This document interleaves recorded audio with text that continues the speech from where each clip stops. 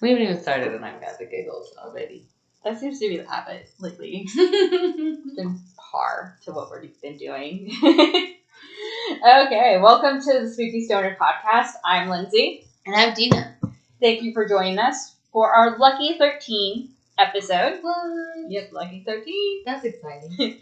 Here we talk about witchy and spooky shit that we love to talk about and hopefully you love to listen to. And as the title of our podcast suggests, we do this all while smoking a little devil's lettuce. So, buckle up, Buttercup, and let's go. What's going on? I mean, you've been here for like 2 hours. I know, I've actually already sat here and told you all of the things. I think. I feel like there's more though, but my brain can't think of it right now. Because what did we just smoke? Well, we did 2 of them. We did Minty Haze and Star Dog. And then whatever is in your vape. Oh, that's Miami vibe. Yeah, Miami vibes. So we've been just kind of... We've been steadily smoking for like 2 hours. Yeah. I think this is the first time that we've had that long of a pre-sesh. Yeah, because normally we're like, you're here, record. Yeah, normally we get it done, but today I had to play Hogwarts Legacy for a little while with your youngins. Yeah. Because I was important. Yeah. So what do you think about Hogwarts Legacy? I think it's pretty cool. Your youngins were real mad that I wouldn't listen to the story, so I don't really know much about it yet. I only got like 2 minutes actually to look around, and then I realized that I actually hate new video games because they're really hard for me to walk around. Yeah, I really struggle with like basic movement now in video games. Like I can do Minecraft. I can move in Minecraft, but like my kid wants to play Roblox all the time, and I can't walk. And he's like, "Mom, let's do obstacle courses." And I'm like, I cannot master the walking, son. Like, no, I can't do it. And he gets so mad. He thinks I don't love him and don't want to spend time with him. And I'm like, I just can't actually move at all. Yeah. Well, practice makes perfect in those things. I do practice. And there are a couple of, like, Roblox games that I can do. Because you can do, like, auto fly or whatever. Yeah. And I'll just turn that on. I'm like, look, we're having a great time. It's great. I'm just flying around. Yeah. And then I don't really have to do anything. So and I tell them I want to play those games. I don't like those games. They're boring. Well, that's because that's all I can do. Automatically fly around. But yeah. We've been gaming today. Yeah, we've been gaming. We got venti pumpkin spice lattes. Yum. The 2 of us. That was great. What else? I've been beaten and abused. Oh, by my cat. By your cat. He's such an asshole. Kuro is such an asshole. See, here's the thing. Okay. It hurts my leg. Yes. But also, he left, like, bruises because he's got such big man muscles. And cats are just so strong. And it's so cool. But also, it's not cool. No. But it is cool. Because I'm one of those people who's like, like Steve Irwin. Like, wow, look at the teeth marks that thing left in my arm. Yeah. Now you can tell this about their teeth. Yeah. Yeah. So now he is locked up in the bedroom. Yeah. Until you leave. Okay. And I sprayed him with a spray bottle. But yeah, he like left bruises. I always forget how strong cats are. Mm-hmm. Like a cat can and will kill something. I forget because I think like I can just pick them up and roll them over and scratch their bellies. No, that's what I can do with my cats. Oh yeah. But like really, no, my cats if they wanted to could probably rip my face off. Well, they do. So according to CSI. Oh yeah. Because like if I die. Yeah, if they die, they'll totally go for your face. Yeah. In any easy tissue, soft tissue. I can talk about actual podcasty things. Yeah, you can. Because that's what I do. I smoke weed and I know things. Yep. That's fun. I stole that. But yeah, hopefully the office is starting to come back together.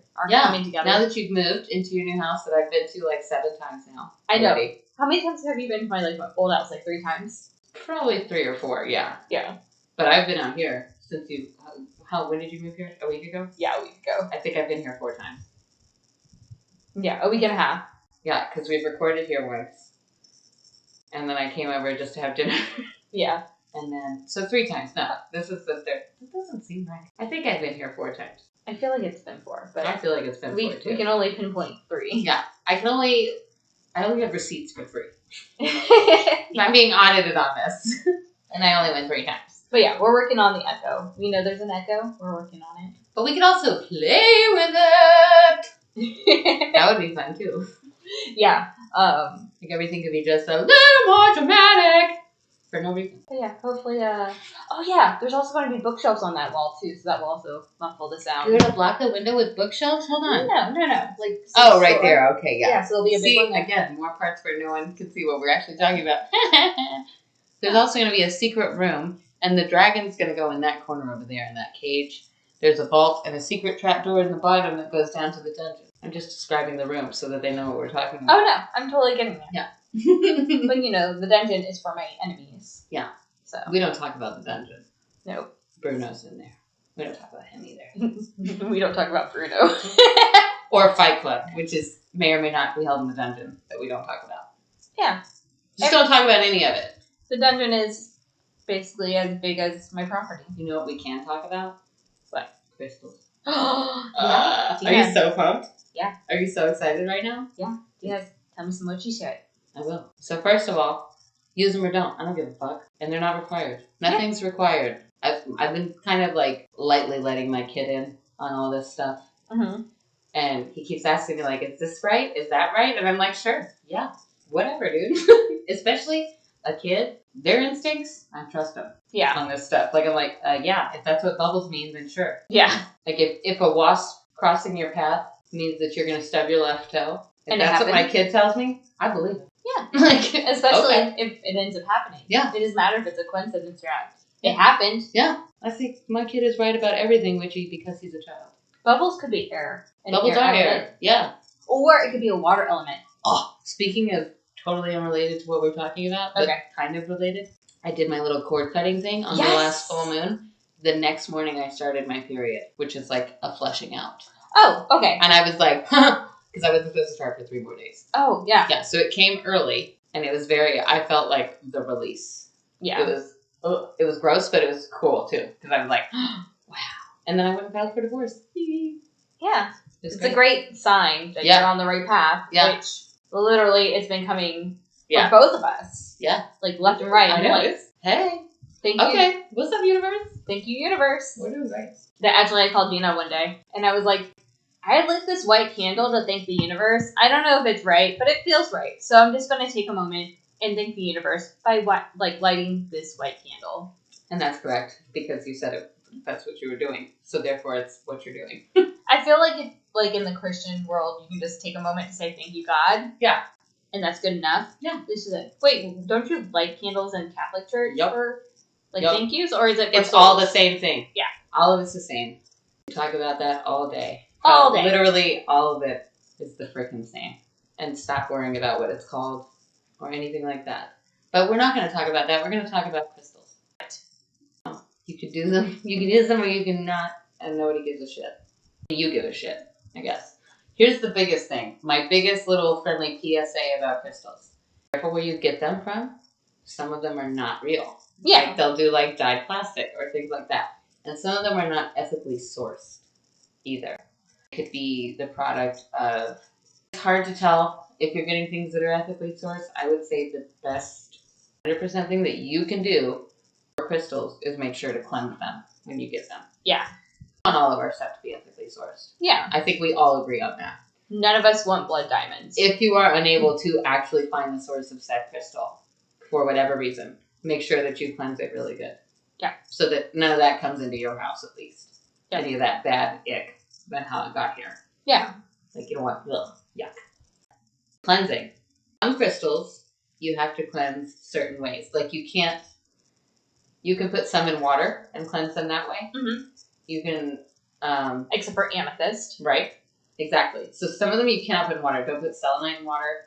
So if you're charging them like overnight in the window, make sure you get them out. Oops. Some of them. You research on your own with each crystal. Yeah. Basically. I literally, like, my bag that had all my crystals in it, when I moved, I just, like, for the full moon, I threw it out there. Oh, yeah, that's fine. And I was but I probably left it out there till noon. Or it actually might have Are they, like, exposed to direct sunlight? I mean, no, they were in the back porch. Yeah, no, they're fine. You just discolor them. Oh. For whatever reason, or, So it's not, like, too terrible. It just might... Oh, yeah, no. I just mean physically, those things can harm them. Okay. Not spiritually. They'll be fine. Oh, okay. It'll just not be bright and shiny anymore. Or you might just have to buy a new crystal. Right. Which, crystals are like, what, $5? Yeah. So it's like, whatever. Yeah. Don't stress. You can also, I think probably the best thing you could do is go out and look for crystals. I go in the river a lot. There's a lot of smoky quartz around here. Oh, really? I've got lots of smoky quartz, which is great for just absorbing general negative energy. Yeah. We use all that. Yeah, the river, you could go out and find some. I wonder if that's why the river is so relaxing, too. Because, like, it's full of sports. Maybe so. And, well, I think all rivers are relaxing for their own reasons. Yeah, water source. Yeah. Nice sounds. It is so nice. My friend actually said, when are you going to be back? Let's go to the river. And I might, now that we're talking about it. I was thinking no. Anywho, so, and I actually, while researching this, learned something new about crystals that I just hadn't thought about. But, like, so you can buy these different shapes. You can buy them shaped into prisms or animals. You can buy stones. Or pilgrim, like... Prism, pendulum. Yes, thank you. Yes. That word. Right. So you can buy them in different shapes. And I had never given much thought about the shapes because I didn't care, I guess. But these actually can have them do things. Oh. So, like, you've got your points, right, which is kind of like a wand, and you can use it to direct energy and focus energy. Got it. Like, if you're working with your chakras and you want to really focus energy to a certain chakra, I think you can put your crystal on that point with a point crystal. And there's the egg-shaped crystals are good for feminine energy and supporting transformation. Oh, that's interesting. See, I always thought, like, it was kind of, well, a worry stone is that shape. And so I would think it would be, like, for anxiety or whatever. Right, and they do have the rubbing. Yeah, I know what you mean. I'm doing the motion with my hand. Yeah, the thing, it has, like, a little dent in it, so, like, you can rub your thumb against it. Like the OG fidget spinners, man. Yeah. I wanted to get one for, like, my family court case. Yeah. Not the divorce, but, like, the actual, like, going back to court about the kids. And I couldn't find one in my time period that I had, and so I ended up just, like, I had, like, a bracelet with amethyst on it. I don't even remember all the stones I had. I had, like, 5 different stones on me. But I had one around my wrist that was, like, actually supposed to be a necklace, but I didn't have a bracelet. So I just, like, kept, like, it in my palm of my hand, and I just, like, fidgeted with it during my long Is that the one where he was like, you got alcohol on top of your fridge? Yeah, he was like, yeah, she smokes and she drinks, so she's an unsuitable mom. And like, it's all legal here. Like, as long as they don't get, like, wasted, it's fine. And the judge was like, and? That's when I was like, cool, the judge is fine with me doing this. I don't have to worry about it. I feel like as women, we do not expect the law to be on our side. Like in court cases. We just 100% don't expect it. Well, I think it's because the men in our life, I mean, I guess it could be a woman if, you know, we're gay. Yeah. But they were, like, forcing us to make us feel like we're stupid and that, like, we don't know what we're talking about. Yeah. Or they're going to make our life hell if we don't do exactly what they want us to do. Right. So it's like, actually, you're not allowed to do that. Yeah.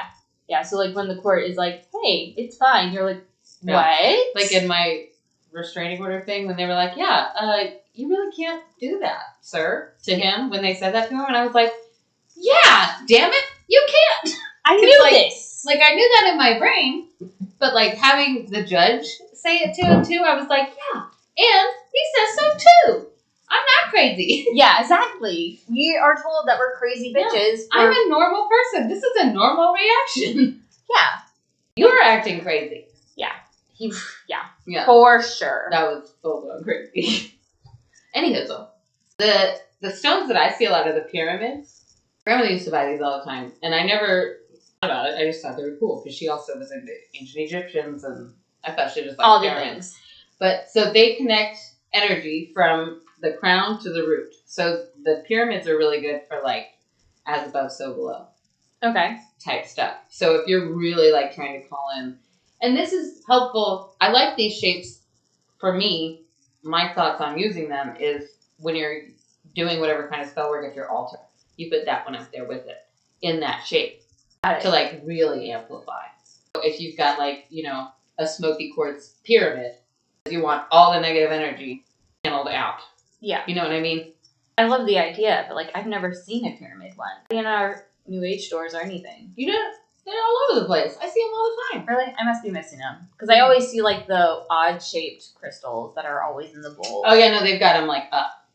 Oh, okay. Then they're usually a little more expensive. Okay. The well, shaped obviously. And they got cut stones, yeah. Yeah. Yeah. They're usually a little bit more. Okay, I'm just not looking in the right place. Yeah. They're usually on the shelves, though. I went to this place in Fort Walton, Stone Soup. Oh, yeah. It was really great, and they would definitely have a bunch of them there. They had a huge store, and it's new. They used to have a store somewhere else in Fort Walton. Yeah, I know exactly where the old store used to be. Yeah, but I went to the new one, and it's massive. Plug for them. They're great. Stone Soup ISC in Fort Walton. But they've got a huge new store. It was really, really good. My kid got a palm reading.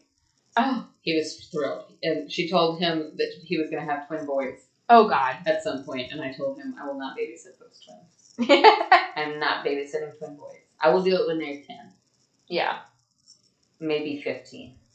I don't know. Probably unless you have your mom tribe living with you and we live in a whole unless compound. We're on the oh my gosh, speaking of compound. I sold a vehicle off my property the other day, and it was only me and my neighbor lady home. Mm-hmm. And so the two of us were out there because I was like, I don't know this guy. Come stand with me. Be my backup. And then we're like across the yard kind of from each other, yelling at each other, talking to each other while he's out there doing this thing. And as he was leaving, I was telling her, I was like, he probably thinks we're some sort of lesbian commune out here in the middle of the woods. It works. Yeah. Believe what you want. Yeah, we don't care. But yeah, there is only one man on the property. Yeah. Chase them all off. Anywho's all. Except for the puppies. Yeah, well, my puppy ball. Yeah. He ain't got no balls. So, he can stay. He still acts mean. I mean, not mean. Scary. Scary. Oh, yeah, he will bark at you. Yeah. It's rare, but he will. Okay, so we've also got, like, the geodes and the clusters. I've never, ever seen anyone use these. But this little thing here says that they could be used for cleansing and charging, and all points vibrate together harmoniously. Huh. Because I guess it takes all the little points in the geode to make a pretty geode. Oh. Yeah, I mean, that kind of makes sense because a geode, the outside is kind of like, looks like a rock, and so all the energy that creates the crystal is inside of it. Yeah. I still want to get a geode with amethyst, but like they're so expensive. Oh my gosh! But they're so huge. So I love it. And of course, amethyst is my birthstone, and it's purple. So I wear amethyst all the time.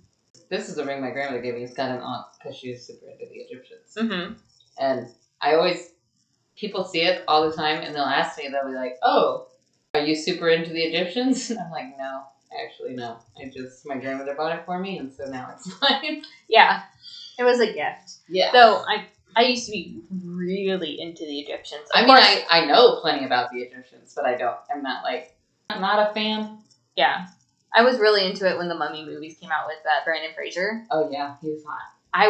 He was hot in those movies. Yeah, he was. My how the mighty have fallen. I don't know. He's coming back. As the whale? He's coming back. I mean, he fucking got like a award for that. I mean, yeah, no, he's doing great. As I'm getting older, and I'm noticing everyone around me getting older, and I'm also like going back into the dating world at some point, and looking around and seeing the options, I'm a little bit like, what? Yeah. Like, when did male pattern baldness become so bad?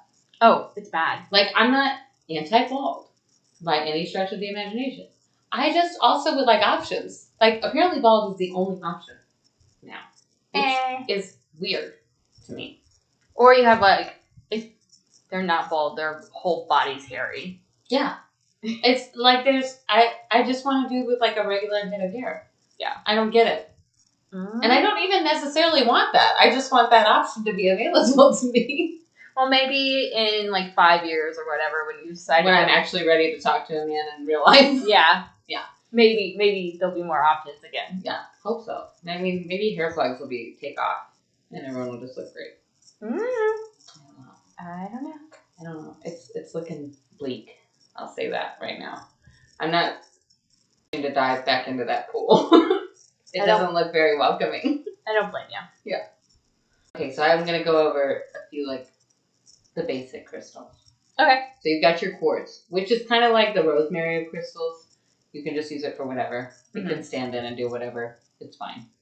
Got it. If you get no other crystals at all, and you only get you a piece of quartz, you're good to go. Yeah. That's fine.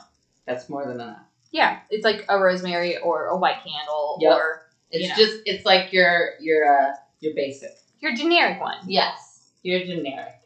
And then, of course, you got amethyst, which is good for psychic abilities and things like that. And protection. Cunning is what it says here. The cunning. Have you ever heard of that? No. So, I want to say that it's the cunning. It's like the power of sight or psychic ability. Oh, okay. Cunning. Got it. So it's another word for a psychic. Right. In a certain area. Yeah. And I think it's evolution, but it may go back further than that even. Okay. Somewhere else.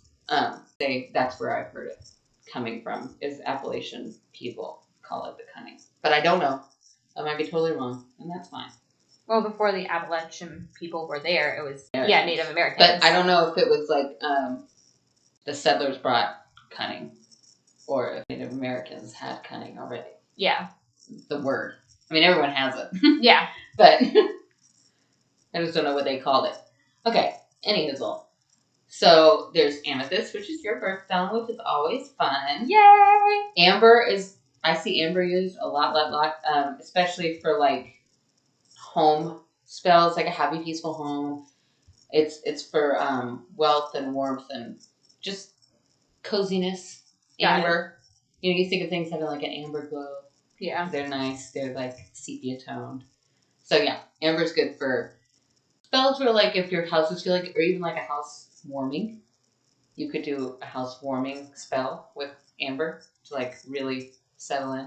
You can also just cleanse it like you did normally. Yeah, I'm also going to do it again because I just want to make double sure my house is like eliminated. I keep amber. I have an amber necklace that I keep hung over my back screen there. Yeah, just in the kitchen, just to keep everything kind of chill, calm. We're just hanging out. It's cozy over here. Everyone's having a good time. We're all having a good time. Yeah, sure. Or else. And then I have a lot of hematite, and I feel like people get a lot of hematite, which is really good for like grounding and protection. Oh yes. My grandfather wears hematite on his wrist at all times just to keep himself like he feels like it keeps him regulated, his nervous system. Yeah. And also like the way you wear it also has a way. Like if you have it on your right hand, it's protecting you against it, and like the left hand, it's right, because the right hand is where energy comes in, and the left hand is where energy goes out. Yeah. So if you wear it on your right hand, you're bringing it in. If you wear it on your left hand, you're sending it out. Got it. I think it's really funny that you put your wedding band on your left hand. I get it's because of the artery, like it's a science reason. I understand that, but I think it's interesting that you have to put that energy out to keep a good marriage. Huh. Yeah, especially since it's normally a diamond. Yeah. Which, what does a diamond represent? Is that one of your crystals? I don't know. Let me see if I have that on this little cheat sheet here. I don't think oh yeah, it does. Oh. Initiation, purpose, and clarity. Initiation. Huh? That's creepy. All I think about is cults. So let me say that. But also marriage. It's a cult. It's a trap. Let's be honest. Actually, let me go see what my book says. Okay. Good for spiritual awareness and the aura. Helps negativity, cowardice, anger, and childish issues. Interesting. Maybe men should wear diamonds. Yeah. I think we just fixed it.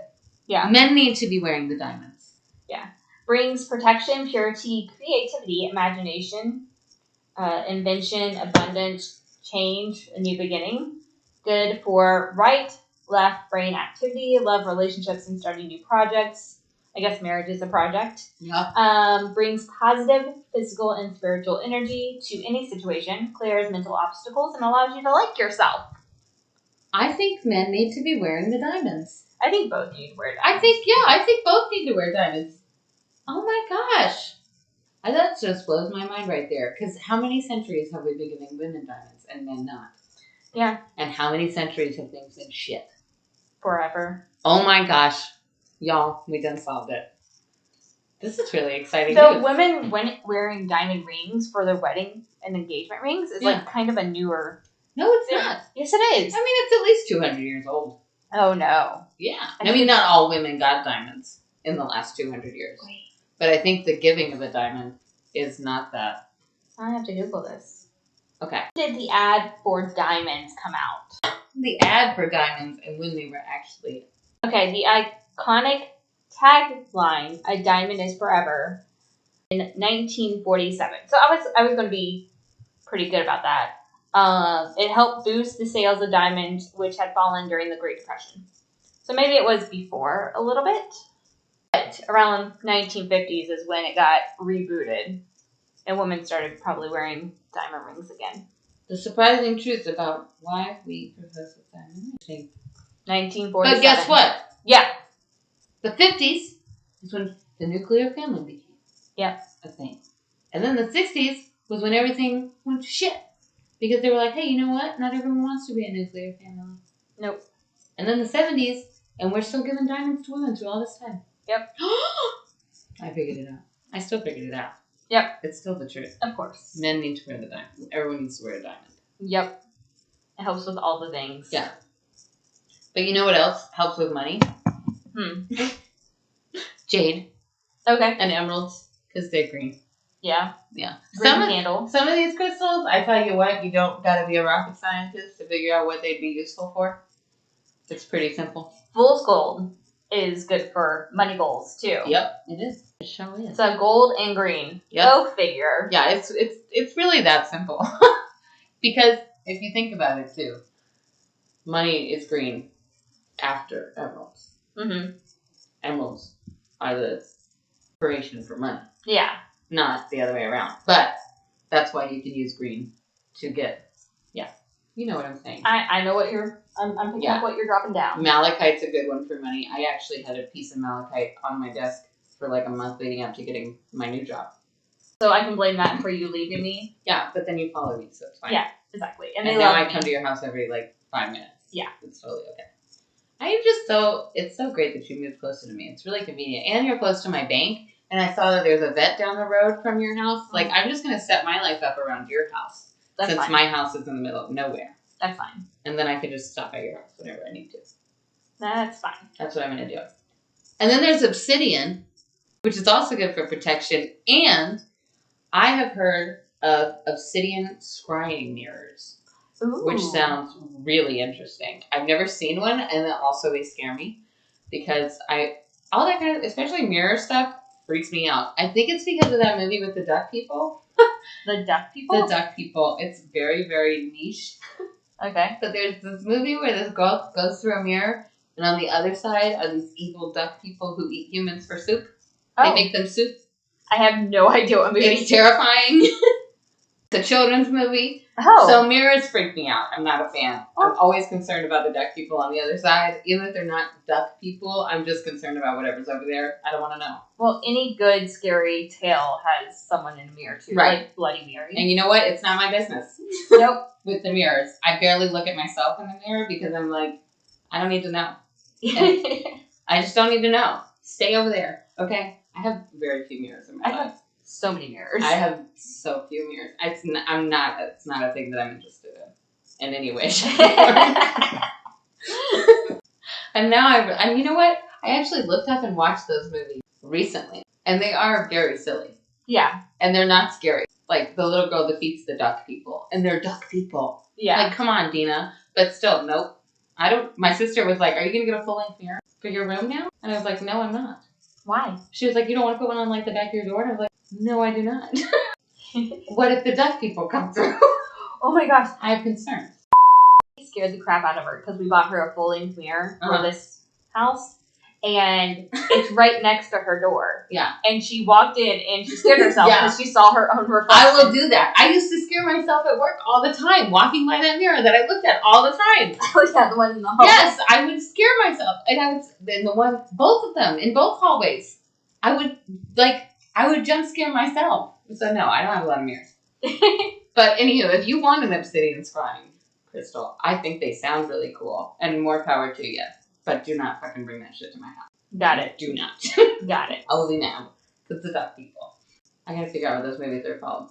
But I also kind of like calling them the duck people. Because that's really more what it is. Okay, I'm getting through it. The other one that you're going to see everywhere all the time is rose quartz for love. And blah, blah, blah, blah, you know. Well, I've heard a lot of love spells and stuff like that. Like instead of being oh, I'm going to have this so they'll love me, it's more of self-love instead. Oh, yeah, no. All love spells should be self-love. You do not want to fuck with love spells on other people. Yeah. Because it's not the same. Yeah, no. It's not what you really want. It doesn't work. Look at... You don't actually want him to leave his wife. You want to love yourself enough to not need someone who has a wife.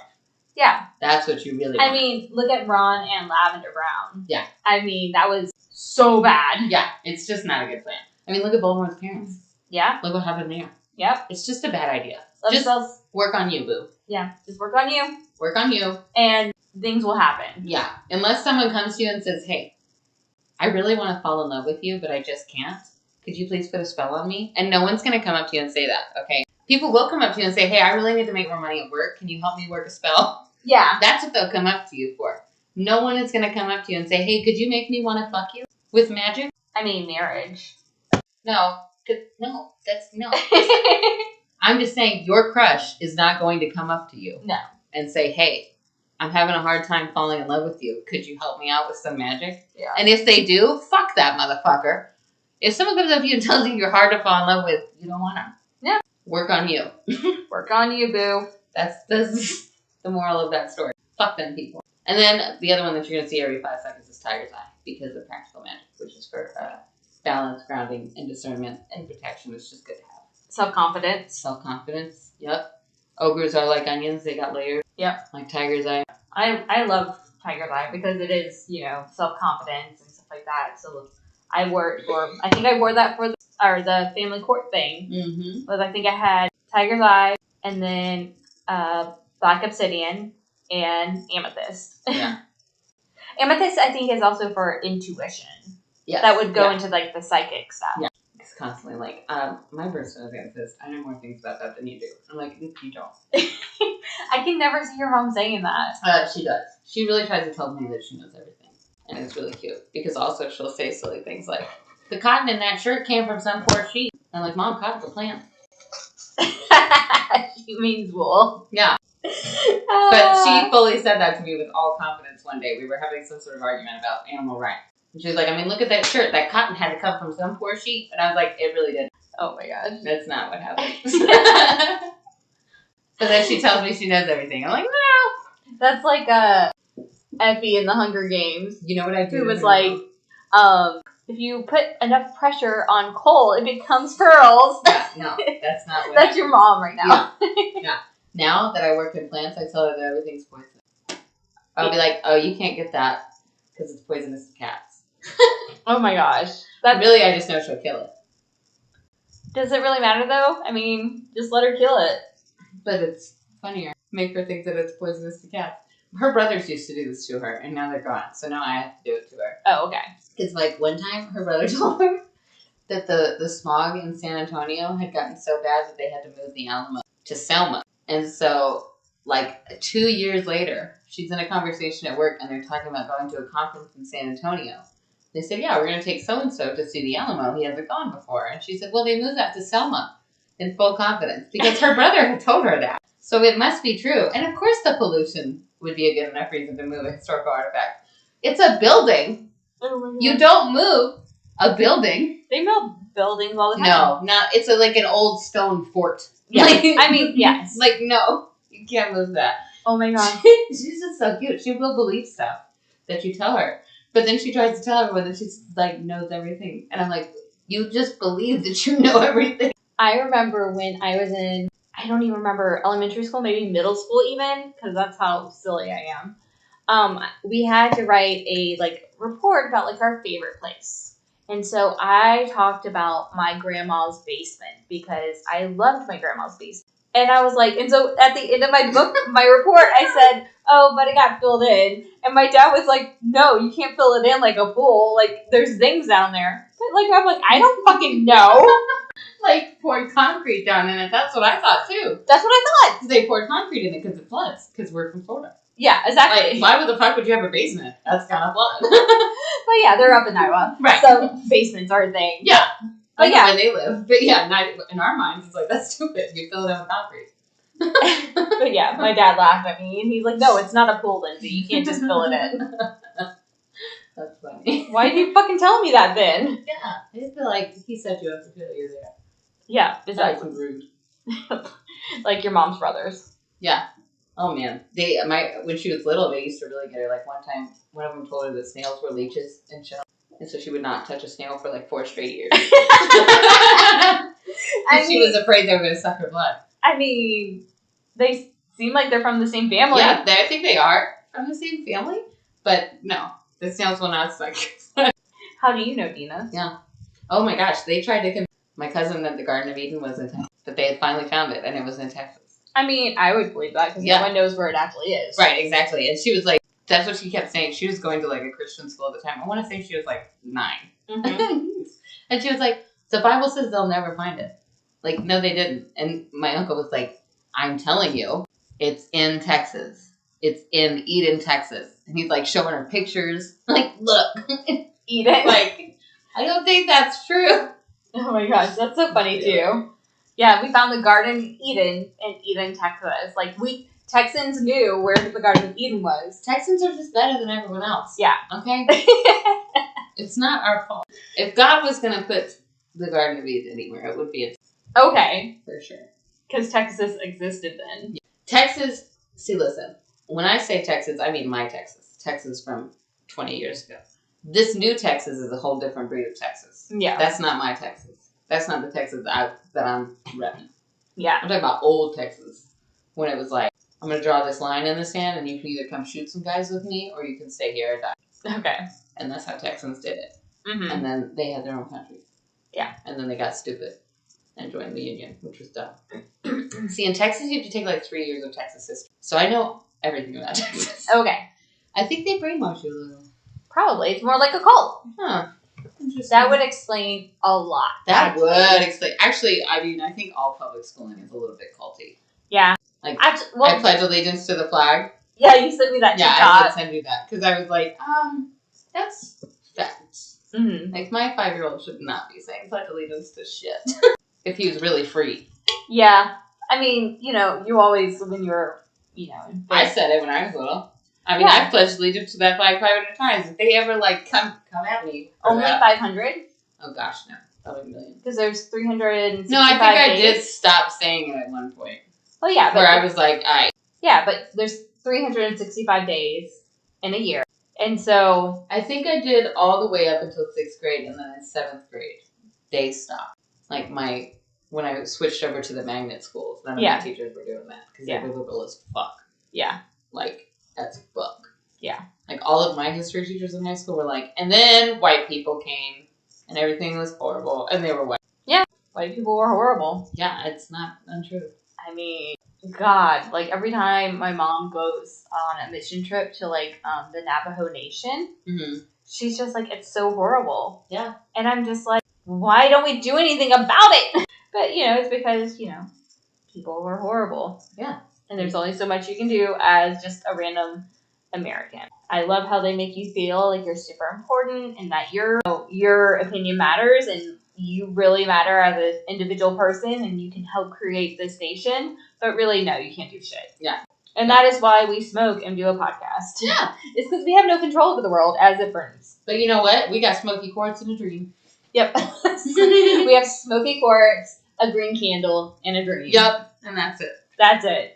Okay, so are we ready for my part? I'm ready. Okay, so today I'm going to be talking about Coral Castle. Have you heard about it? No. Okay, so it was built in 1923 in Florida City, Florida, which is a little bit south of Miami. It is sometimes called Florida Stonehenge. It was built by Ed Leskakin.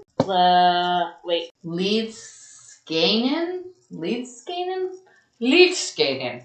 I've literally listened to like a million things on this and I still can't pronounce his name. Anyway, about my notes yesterday, and she thought my notes said Ed Sheridan, so now he's known as Ed Sheridan. Okay. So, continue on. Yes. So, Ed Sheridan was Latvian.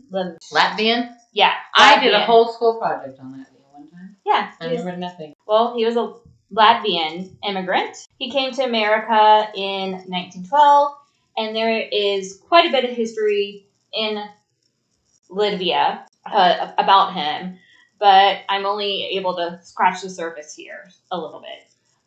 So if you'd like more information on his history in the other country, you can read Coral Castle, The Mystery of Ed Sheridan and his American Stonehenge, or listen to the podcast Astonishing Legends, The Coral Castle. And they actually talked to someone in Libya, and he is like super excited to talk about Ed. Like, it was like kind of funny how excited he was about talking about him, and he was like, he's a hero here. I'm like, oh, okay. Of course there is, Denah. Probably. Right next to... If they know what's good for them.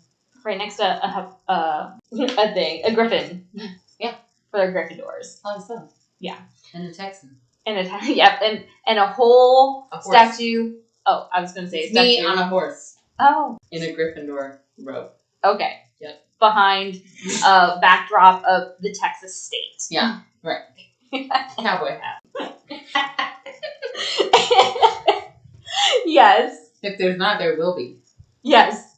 Because this podcast is going to be so popular. Yeah. Anyway. I'm so excited. I manifested it. Yep, you manifested it. It's happening now. Oh, that's funny. That's going to be hilarious to see if it actually happens. That'd be so random. I would love that. We would have to take a picture of it. Yeah. Go on vacation. I would need an oil painting done of that statue. I would get an apartment across the street from that statue so that I could wake up every morning and open it. You know. And be like, look at that. That's me. I'm going to get an artist to do that. I would sit every day by that statue and do nothing else with my life. And just when people were like, that's a nice statue, I'd be like, you know what it is? Me. I'm going to contract a painter to do that for you. Yes. But anyway, Ed came to America and kind of wandered a little bit. He even at one point went to Canada, then came back. And this whole time he was kind of walking around with dowsing rods. And when asked what he was looking for, he would say he would know when he found it. I feel that. So he was kind of like wandering the United States like Forrest Gump. Like Johnny Appleseed? Like Johnny Appleseed. You know, just checking things out. See if there's any portals to hell. That's fair. Yeah, totally. I would also want to know. Trying to find some vortexes. Yeah. You know, it's in the Pensacola Lighthouse, obviously. Yeah. So. He never went over there, I guess. Maybe. I don't know. But where he did end up going is Florida City, Florida, where he ended up collapsing. Land... Specular? Yeah, okay. A land specular. Reuben Moser. He found him. And just to let you know, because I did not know, a land specular is someone who purchased land for future sales, hoping the value will increase over time. So anyway. He was a gambler. Yeah, he was kind of like a real estate gambler. Yeah, that's cool. Yeah. It's not. I mean, it is what it is. You know, people do it. I mean, I know. That's why the real estate market is that shit. Yeah. we can blame Reuben. Yeah. Anyway, Reuben brought Ed back to his home, and between him, his wife, and his daughter, they helped him get healthy again. And it is thought that the reason why Ed collapsed was because he had tuberculosis. Oh, that would do it. Yeah, that would do it for sure. That would get you. After Ed started feeling better, because luckily for him, it wasn't a death sentence, and I didn't write this in my notes, but he said he cured himself by using the UV lights of Florida's sun. Okay, keep going. Okay. My brain's going way into medical jargon that I don't actually even know. Oh, you're just going to start spewing some words? Yeah, I was like, those big tubes that they put tuberculosis people in, did those have magnets in them? Maybe that was the beginning of something. When did those tubes come out? Was it before 1912? Like, my brain went way off there for a second. I think it was just to help them breathe. How? By pressuring their lungs to work. Right, but did they use magnets in any way? No, I think it was just air pressure. But maybe the magnets control the air pressure. And the only reason why I know anything about tuberculosis is all those fucking tuberculosis hospitals that are haunted as fuck now because everyone died. Oh, yeah. Except for Ed, apparently. Yeah, Ed. He knew what... Florida sun. That Florida sun. So after Ed started feeling better, he started wandering around R.L. Moser properties, which he spent the whole time using his dowsing rods and poking at the ground. And actual locals thought that like he was treasure hunting because they're just like, what the fuck is he doing? Yeah. This weirdo. But when Ed found the piece of property he wanted, he went to his friend Reuben, asked for the property, and the property wasn't worth much because no one could farm on it, which was the main industry of Florida. So like they couldn't like, you know, plant orange trees or whatever. So Reuben sold it to Ed for a super low price that I don't have no idea what it is, but super low. Probably like $18 in 1912. I heard from Astonishing Legends, there was 2 prices that they did, but like it was like $10. Yeah. Something like that. I just cannot. How have we gotten here? Government. It's all so made up. I don't understand why we can't just make things $10 again. It's not real. Because. But no, there's like if everyone agreed that it was $10. Yeah. It's just that everyone won't. Okay. Someone's going to be greedy somewhere along the chain. Yeah. I mean, right. We were just talking about this earlier. Yeah. Like, I know. Fucking COVID, you couldn't even rely on someone to like only get as much toilet paper as they needed. I know. It makes me so. This is why the aliens don't talk to us. Yeah, probably. Everyone's making us look not cool. Yeah. To the aliens. And it's really embarrassing me. You're like, y'all just need to chill the fuck out. Yeah. Now. I'm getting really embarrassed. Yeah. For all of us. Yeah. So, on this property, Ed built a shack and started building structures out of oolite limestone, which was quarried from the area on the property. Oolite limestone is a porous type of rock made of layered carbonite, which some of these structures weighed more than the rocks of the stone. So 30 tons. Oh my gosh. Were like some of these stones. That there's actually more stones that weigh more, but that's the number I'm putting out right now is 30 tons. Even though Ed was a quiet person who kept to himself, he allowed people to spend time in his rock garden. He called it Ed's Place, and people loved to spend time at Ed's Place having like picnics there, like Sunday after church, they would go there, hang out. It was just a lovely place to be. However, as people were coming to explore Ed's Place, they started questioning Ed on how was only 105 pounds and 5 feet tall, could build this place by himself because he didn't have any machinery. Like he had like basic tools, like hand tools to do this. And I mean, he did have a machinery, I don't know about at this location because later on he does move, but he had like kind of a pulley system, and like,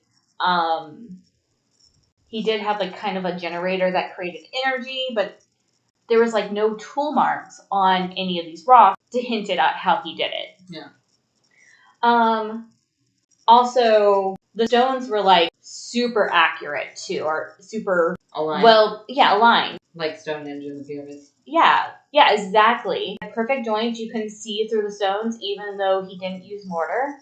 And so, I mean, that's pretty awesome. Yeah. When people asked Ed how he built Ed's Place, he would be vague, which seemed to be pro quo for him, and say he knew the secrets of the pyramids. Oh! Yeah. Oh! So the aliens will talk to Ed. Maybe. That's one of the theories. Of course, that wasn't a good enough answer for people, so they would try and spy while Ed worked on the place. Ed was super secretive about how he built Ed's Place. He never allowed anyone to work with him, and he only worked at night with like a lantern. Somehow, Ed would sense them looking and stop working and just wait them out.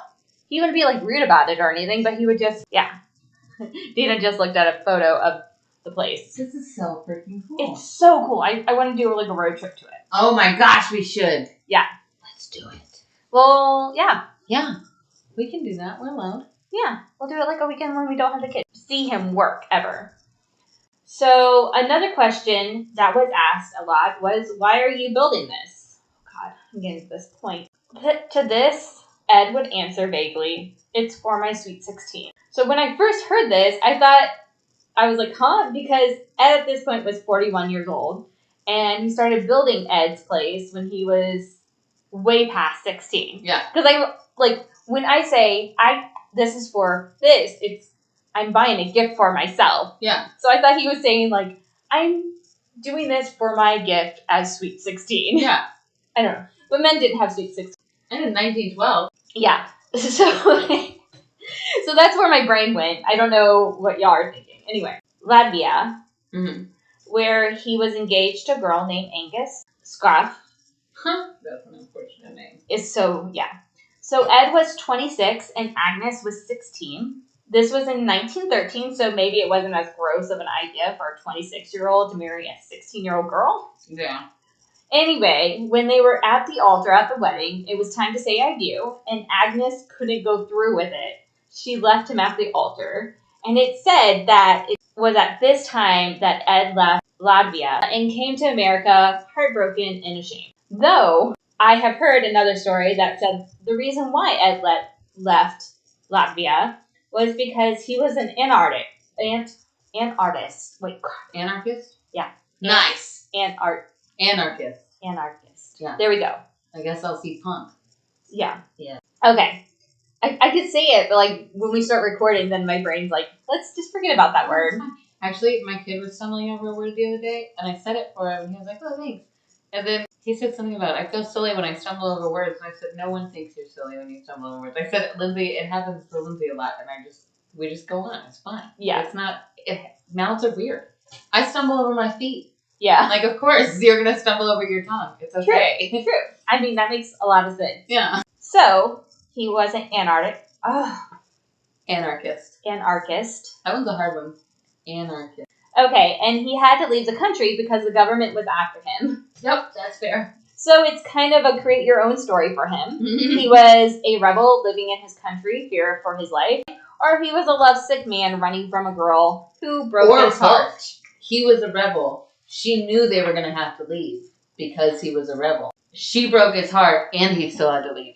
Yep. It was all compounded. So you get to choose. You get to choose. And then he just made cool moves. Yeah. Good for him. Yeah. So my theory on why he built this is a little gross. Okay. But I think it goes along with the book that Ed wrote in 1936 called A Book in Every Home. And it wasn't really a book. It's more like a booklet. It's very small. Okay, so now buckle up here because this gave me major male chauvinist pig vibes. Yeah. So buckle up. In the book, I know. I feel triggered already. Because I like this. I'm looking at the pictures and I'm like, this is really cool. I know I don't want to not like him. Oh, you're not going to like him. Okay. Maybe I don't want to go. I know. I've struggled. He's dead though, so it's not like it goes to him, but still. Yeah. We could cleanse. Okay, sorry. Go on. We can cleanse the place? Yeah. Okay. So in the book, A Book in Every Home, there is a chapter called Ed's Sweet 16. Ooh. In this chapter, he says things such as, I don't mean a 16-year-old girl, I mean a brand new one. What? Yeah. Here's another quote from the book. In case a girl's mama thinks that there is a boy somewhere who needs experience, then she herself would pose as an experimental station for that fresh boy to practice on. And so, to save the girl. What? Nothing can hurt her. She has already gone through all the experience that can be gone through. And so, in her case, it would be all right. So, if some kid is about to rape your daughter, just step in. Yeah, pretty much. Listen, as a mom, that would be my gut reaction. But no. But I don't want some man to tell me to do that. How about he just doesn't get any? No, I feel like the way this book is set up, as if your daughter is dating a boy and the boy is making moves on your daughter, you should intercede. So that he still gets his urges taken care of, but your daughter gets saved. No. Yeah. He can just not date that boy. Gross. He can just get the fuck out of my house. Yeah. I don't even have a daughter, but I'm mad at her for letting this boy come in my house anyway. Look, girl, I done trained you better than this. Yeah. My daughter would never. I don't even have a daughter. Yeah. That's why I can say that. But, like, the thing is, like... I say, well, my cat's home pregnant. Yeah, so true. Clearly my daughter is a little hoe. Yeah, you can't even keep your cat in control. Yeah. Okay, so then the book goes on to talk about degrees of lovemaking, which I'm like, gross. Ew. So I will spare you from it. If you are intrigued by this book, you can go to archives.com. Don't buy the book. Don't support it. Archives.com has it for free.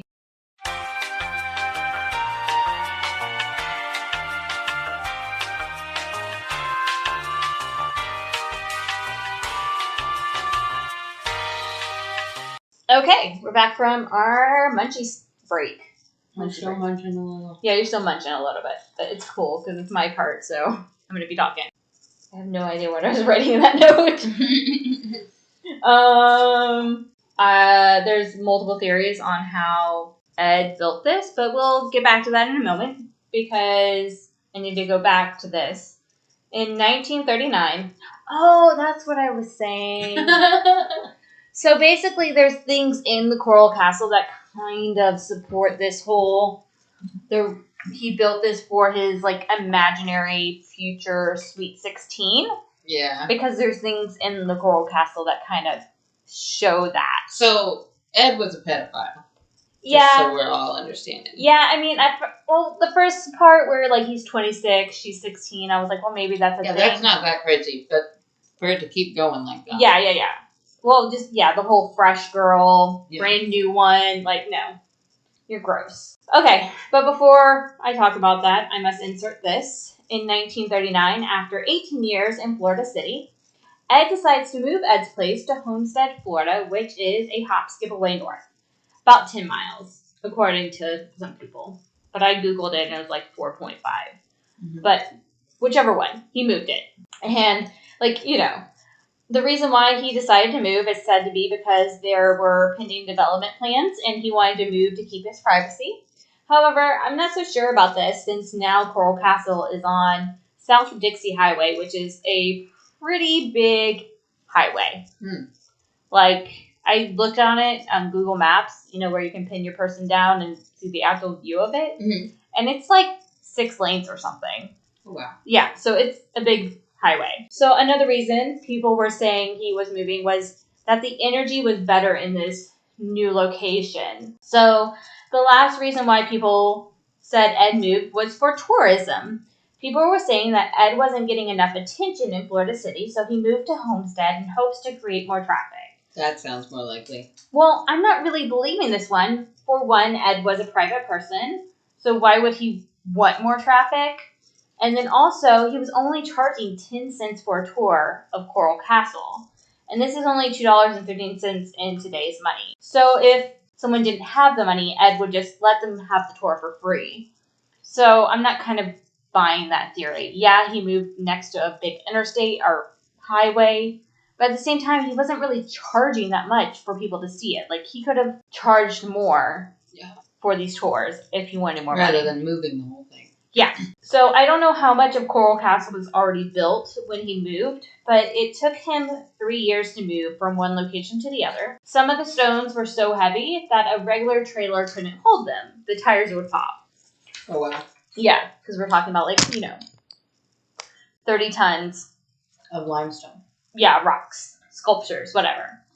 So Ed had to use a trailer with solid rubber tires to transfer some of the sculptures. This was one of the few times that Ed asked for help for Coral Castle. He asked a man and paid for a man. He paid for a man. Wouldn't that be nice? He paid a man to use his trailer and deliver it, from one location to the other.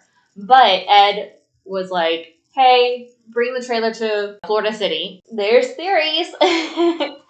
So once everything had been transferred, he continued to build his castle. During this time, he built a gate that could be moved with just a finger, which is kind of crazy because this gate weighed 9 tons. He also built a 2-story building, which he lived in. This structure is made from giant stones, weighing a combined. He also started to build a wall around what he now called Rockgate.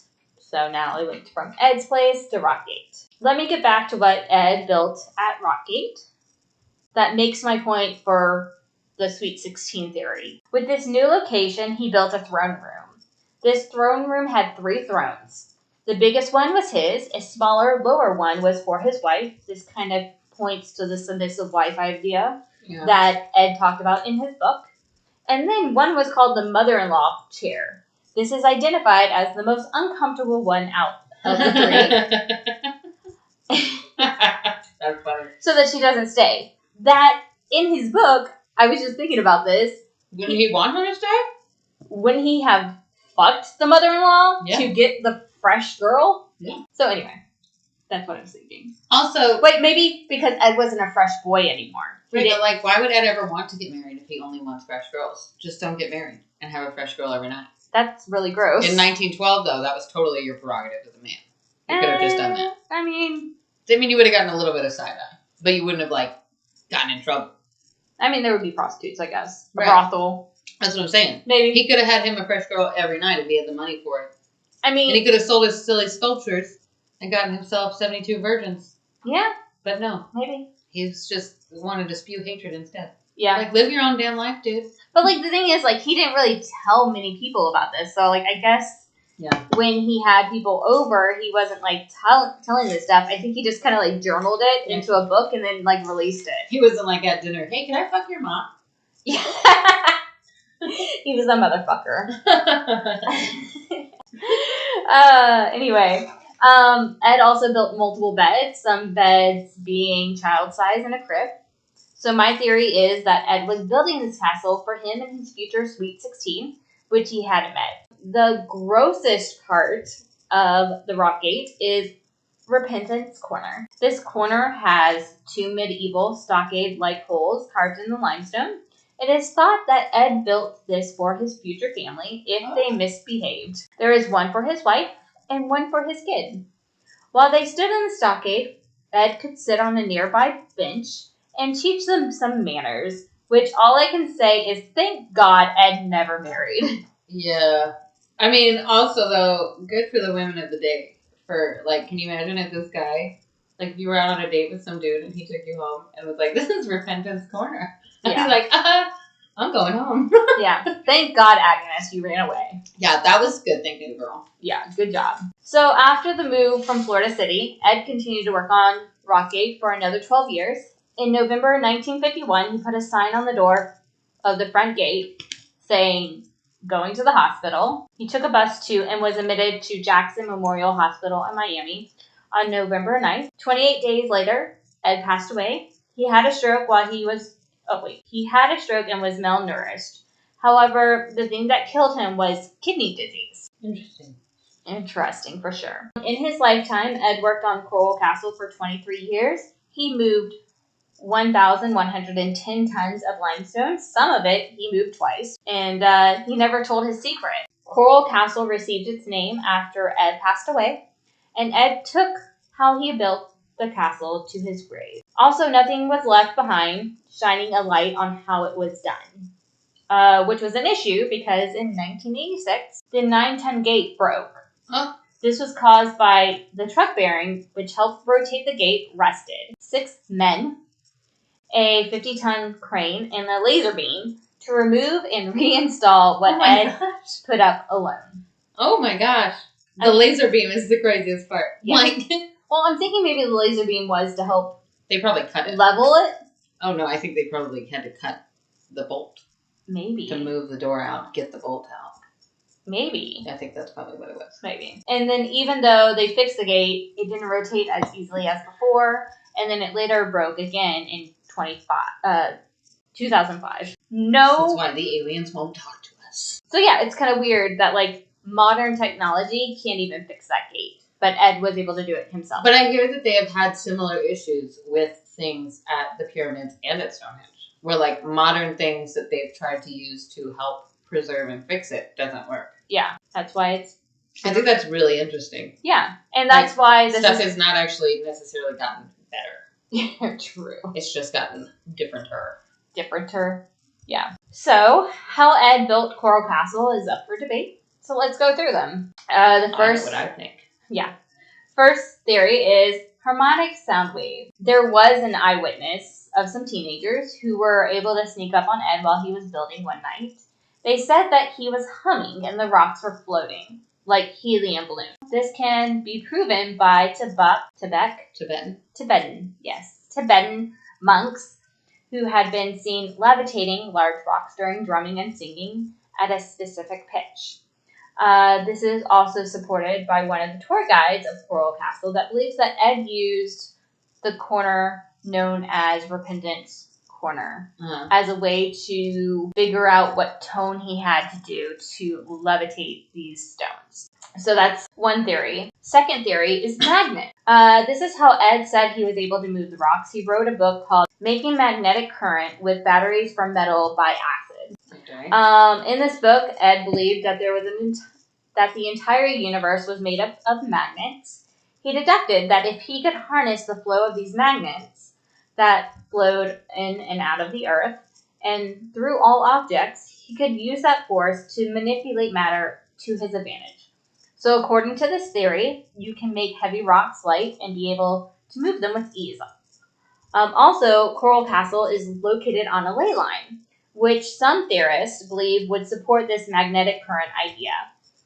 This ley line is the same ley line connected to the Bermuda Triangle. Oh, and he's into magnets because he said he did his tuberculosis with them. Yeah, like that's kind of his thesis, I guess you could say. So that's theory number 2. Are we getting to the correct theory now? Not yet. Okay. Theory number 3. Stone molds. There's one theorist that says the reason none of Ed's limestone sculptures have tool marks is because he made them out of mold. He would kind of liquefy the limestone, then pour them into a mold and let them dry. I'm not sure how I feel about this theory because people spied on Ed to figure out his secrets, and I feel like how long it takes for a mold to cure, someone would have seen it. Yeah, and how hot do you have to get rock to make it liquid or molten, like in a vault? Like, I mean, I understand that you can. Yeah. There is molten rock, lava. Mm-hmm. But what is the temperature requirement for that? He started this in 1920 something. But I mean, I guess they didn't have the technology for any of it. Yeah. So. Yeah. None of it makes. Yeah, okay. Never mind. Doesn't matter. So anyway. He might have done molten rocks. The aliens might have helped him with any of that. Yeah. All of these theories could have been supported by aliens too. Yeah. Magnets, the aliens helped him figure that out. Yeah. Yeah. Got it, Denah. And the aliens liked Ed, but not me. Okay. I'm just mad about it. Like, he's a pervert. And I'm cool. Yeah. But I have not been abducted, not once.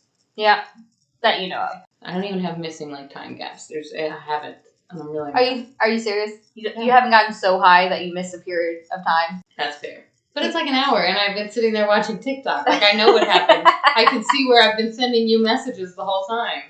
Oh my gosh, it took me like a good hour in my own hammock to try and like go through your things. Like that's what I do every night. We're basically just messaging hammock to hammock funny videos. These are funny hammock videos. Yeah. For you. And then you send me funny hammock videos. Yep. If you would send me some, I wouldn't have so much time to send you some because I'd be watching the ones you sent me. Well, I have to catch up with yours before I can get to mine. What are you doing? You act like you got like a whole ass life. I do have a whole ass life. I have, yeah. I think. Like, I thought it was so funny that, like, Wendy was just like, why haven't you played this video game? And I was like, funny. I literally had to move a whole house. I didn't realize, though, that you had had it since February. Yeah. I have not played that much. I want to get it really bad now. Well, I've spent 92 hours on it. Yeah, that is kind of fun. Yeah. But, you know, in February, I started doing, like, the DoorDash and the Uber Eats and stuff like that. So, like, that took up a whole lot of time because I was trying to get my... It was really annoying. I didn't love it. Yeah. But now I don't do it. That's better for me. Yeah. Because, yeah. Okay, so back to the story. Number 4 theory on how Ed moved all these rocks is basic leverage.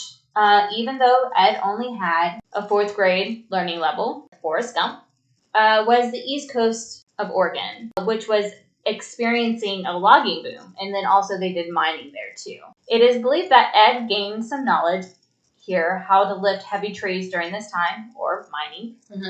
With this information, he had people believe he could have lifted the limestone rocks with leverage and pulley systems. So I'm not believing this, since in 1986 it took 6 men and a crane just to fix a rotating gate. Yeah. So I'm like, if it took 6 people to do one thing, yeah, I don't think just basic leverage did the whole everything else. So here's your favorite theory. Yep. Number 5. The accurate one. Aliens. Yep. Because of course someone must add that to the mix. And actually I think it's on Ancient Aliens. See, to me, aliens, saying that aliens helped with something is the same as saying that God helped with something. Yeah. Because I think it's all the same thing. Or not. Or yes. You know what I mean? Whatever your religious preference is, yeah. Well, I think that people could definitely mistake aliens for God. Yes. Well, that's what I said during the podcast about George Washington. Yeah. He might have said, God spoke to me. Like, they also all could have been high as fucking kite. Yeah. There was no FDA telling us, don't eat that mushroom. Yeah. Everyone was just like, hey, I'm hungry. Did you hear the woman who killed her family? What? Because she used the wrong mushrooms. Oh my gosh. That is terrifying. I don't know if she killed the whole family, but like a couple of family members died. I believe it. And so like now she's going to jail for manslaughter. And I'm just like, that sucks. Yeah. Because she even ingested it herself. So anyway, yeah, FDA. Jeez, I'm going to need to look at that. Mushrooms. Yeah. Okay. He could have been high on mushrooms and just got a shit ton of adrenaline rush. I mean, people lift cars off their kids all the time. Yeah. He could have been using meth. Florida man. He is the OG meth head Florida man. Yeah. He sounds like it. I mean, I don't know. No, because meth people don't like to hang out with people. Neither did he. No, he had people come over to his place he had all the people time. come over during the day, but at night he's out there tweaked out, moving rocks with his bare hands. Yeah. Actually, that does kind of make sense. Yep, it tracks. He's on meth. So, theory number 6, meth. Yep. But anyway, let's get to theory number 5, aliens. So actually, Ancient Aliens, the show, talked about this. I didn't watch it, I didn't have time, but supposedly they talk about this. But it is said that since the aliens imparted the information to build the pyramids to the Egyptians, and that Ed said he had knowledge of the pyramids, that the aliens imparted that information to him. The alien theory also holds some water due to the fact that that 9-10 gate that broke was balanced on a pie-shaped stone, which had an unknown origin. Ooh. And that was according to, I believe, the University of Florida. It was a college. Interesting. Yeah. So, let's talk about a little pop culture. Toby. So, these are pop culture references of Coral Castle. Billy Idol, in 1986, that's the year I was born, he had a song called Sweet 16, and it was inspired by the story of Ed in the Coral Castle. I think he just talked about the rocks. I don't think he talked about the book. Okay, yeah, I was going to say. No, it was Sweet 16, Billy Idol's version, not Ed's version. Not Ed's version. I am so freaking mad at the aliens, dude. Why Ed, but not me? My freaking property is like made for a stone garden. I want to do one. Yeah. So rude of them. They won't come help me do one. Of the night wonder of the world. Yeah. But then it can't be called Florida Stonehenge because there's already one. We'll destroy Ed. Fuck Ed. Damn. Now they're not going to let us go tour it. The new Florida Stonehenge. Bitch. The revised. The better one. That has nothing to do with pedophiles. Pervert. Yeah. Okay, so also in the 1958 film, The Wild Woman of Wingo used Coral Castle as the set for the Dragon God Temple. That's cool. Then the lunar scenes of the 1961 film Nude on the Moon was shot at Coral Castle. Hey. Okay. That sounds like a great movie. Yeah. I mean... Because if I get to go to the moon, I want to be nude. Well, you can't. Now that I think freeze. About it. Oh, yeah, I would freeze. Oh, man. I'm so bummed out, dude. Like, can't they figure out the moon for us? These aliens, dude. Stoner Dena's like, why can't I be nude on the moon? I'm just really mad at the aliens because I feel like they can solve all my problems and they're not. And it's rude. Yeah. Anyway. Okay, so let me wrap this into our last 2 episodes with Flight 401 and Value Jet Flight 592. Oh, yeah. Yeah, because this was a whole series. It's all right there. Yeah. The location of Coral Castle is only 22 miles away from the Everglades, and according to Ghost of Flight 401 on Discovery Plus, Steve Chipley and Cindy Koza believe that the reason the planes crashed was because of Coral Castle. So Coral Castle being on the same ley line as Bermuda Triangle, that the energy from Coral Castle is holding the spirits there. Steve Chipley used his geoport in the Coral Castle. The geoport was that little thing that sounded like one of those toy microphones that the spirits can talk into. Oh, yeah. And it has like the whole echoey thing. Yeah, no. So he took the geoport to the Coral Castle, and the spirits were coming through it nonstop. Like, constantly. And the energy in the place was so heavy that Steve started feeling lightheaded. That Steve is not the psychic. The psychic was actually Cindy. So the fact that he felt energy there was kind of notable. Yeah. And not only that, but when people were going through the gate, if they were sensitive to magnet, whatever barriers, zones, areas, whatever, they would start getting headaches. So there's might be definitely something there. I don't want to go. No? I don't want to go there anymore. Okay. I do, but I don't. Yeah. It looks really cool. And if Ed was not a freak, I would go. But I'm really mad at the aliens. I don't think I want to go see their stuff. Yeah. Come build me one on my property, bitch. Yeah.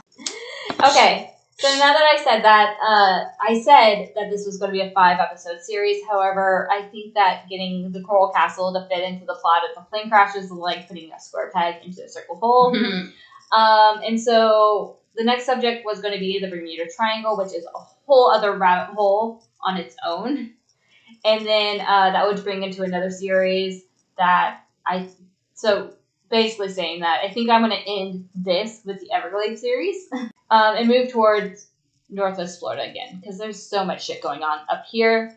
I don't need to keep on going to the Everglades. Maybe it'll be like my touching stone. Maybe once a month I'll go back to the Everglades or something. But so yeah, there's that. And with that, thank you for listening to another one of our episodes. We release a new one every Monday. So hit that dispensary or whomever, we're not judging, and meet us back here next week for more spooky and witchy shit. In the meantime, hold on. Check out our Instagram, the Spooky Stonerzzz Podcast. That's Stoners with 3 Z's. Both times that you wrote Stoners here, you used 2 Z's. Oh. You silly goose. It's 3 Z's. Maybe that's why we have no Instagram I'm going to say that 3 more times before I stop talking right now. That Stoners is spelled with 3 Z's, unlike what Lindsey put in her notes here that y'all can't see. If you would like to contact us about your personal true crime or paranormal story, or if there's a subject you would like us to cover, you can email us at thespookystonerzzpodcast@gmail.com. Again, that is Stoners with 3 Z's, Lindsey. So, we'll see you next Monday. And in the meantime, keep smoking, Spooky Stoners.